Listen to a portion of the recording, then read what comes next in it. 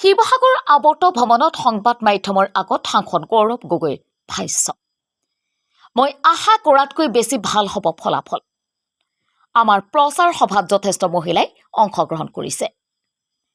মহিলাসকল এতিয়া সজাগ হৈছে।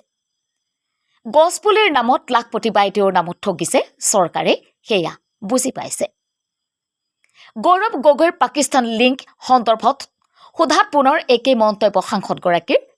SITৰ ৰিপৰ্ট কিয় জমা দিয়া নাই? SITৰ ৰিপৰ্টত যি তথ্য পাইছে সেয়া ৰাইজক জনাওক। ৰাইজৰ দলৰ সভাপতি অখিল গগৈৰ সন্দৰ্ভতো মন্তব্য গৌৰৱ গগৈৰ।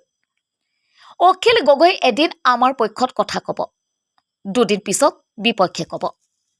এদিন ভূপেন বৰাৰ লগত চাহ খাব, দুদিনৰ পিছত আকৌ তেওঁ কংগ্ৰেছকে সমালোচনা কৰিব।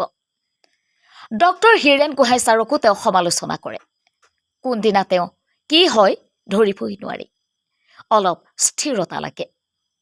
শিৱসাগৰৰ পৰা ফাৰহান লস্কৰৰ ৰিপৰ্ট, নিউজ 18 অসম। সময়ত অখিল গগৈ ডাঙৰীয়া নিজৰ কথাবোৰ সংবাদ মাধ্যমৰ আগত প্ৰকাশ কৰি আছে, আৰু সেইকাৰণে এতিয়া ময়ো অলপ অখিল গগৈ ডাঙৰীয়াৰ কথাবোৰ ধৰিবলৈ অলপ টান পাইছোঁ। তেওঁ এদিন আমাৰ পক্ষত কিবা ক'ব, দুদিনৰ পিছত আমাৰ বিপক্ষত ক'ব।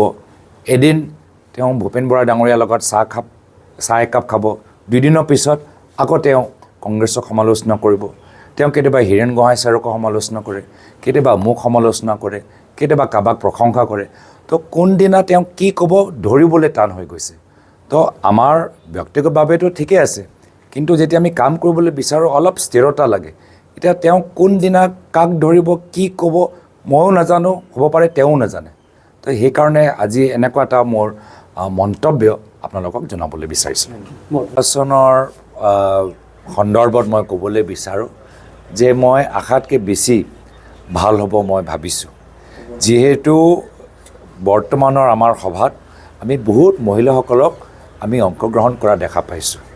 যোৱা বছৰ যেতিয়া মোৰ নিজৰ লোকসভা নিৰ্বাচন আছিল, প্ৰায় মোৰ সভাত মহিলা দেখাই পোৱা নাছিলোঁ। য'তেই যাওঁ মানুহবোৰে কয় যে মহিলাবোৰ কাষত থকা BJP সভালৈ গৈছে, তাত ফৰ্ম বিলাই আছে, ফৰ্মবোৰ চহী কৰি আছে, লখপতি বাইদেউ হ'বলৈ বিচাৰে। যোৱা লোকসভা নিৰ্বাচনত মোৰ এটাও সভাত আমি মহিলাক দেখা নাপালোঁ। এইবাৰতো মহিলাই মহিলা। মাজুলীত গৈছোঁ মহিলা উপস্থিতি, নাজিৰাত গৈছোঁ মহিলা উপস্থিতি, শিৱসাগৰত যোৱাকালি আমি গ'লোঁ, তাত মহিলাসকল আছে। তো মহিলাসকলো যে সজাগ হৈছে, তেওঁলোকেও বুজি পাইছে যে BJP কেতিয়াবা গছপুলিৰ নামত, কেতিয়াবা অমৃত কলৰ নামত, কেতিয়াবা লখপতি বাইদেউৰ নামত বাৰম্বাৰ বেলেগ বেলেগ টেঙা আম খুৱাই আছে।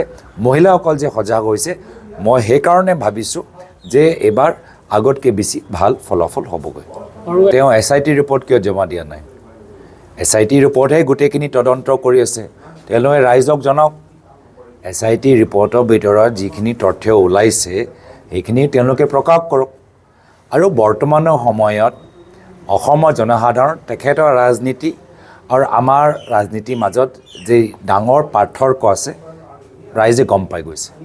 আমি কথা পাতিছোঁ কয়লা মাফিয়া, আমি কথা পাতিছোঁ গাঁৱৰ ভিতৰত ড্ৰাগছৰ সমস্যা, আমি কথা পাতিছোঁ যে নিবনুৱা যুৱকসকলৰ সমস্যা, আমি পাতিছোঁ যে জল জীৱন আঁচনিৰ যোগেদি আজি মানুহে মাত্ৰ পাইপহে দেখা পাইছে, পানী দেখা পোৱা নাই। আমি এই বিভিন্ন কথাবোৰ পাতি আছোঁ, আৰু তেওঁ কেনেদৰে নিজৰ বিফলতা লুকাবলৈ চেষ্টা কৰিছে সকলোৱে চাইছে।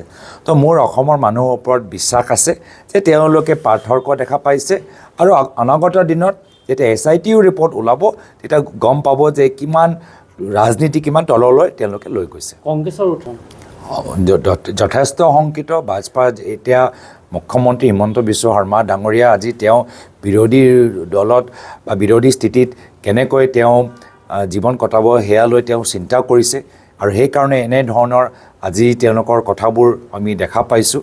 আৰু ৰাইজ যে আজি তাৰিখত সজাগ হৈছে সেইটোৱে আটাইতকৈ ভাল কথা যে ৰাইজ সচেতন। যোৱা বছৰ নৱপ্ৰজন্মৰ এটা যথেষ্ট গুৰুত্বপূৰ্ণ ভূমিকা মই দেখা পাইছিলোঁ লোকসভা নিৰ্বাচনৰ ভিতৰত। এই বছৰ মই মহিলাসকলৰ মাজত আৰু সজাগতা দেখা পাইছোঁ।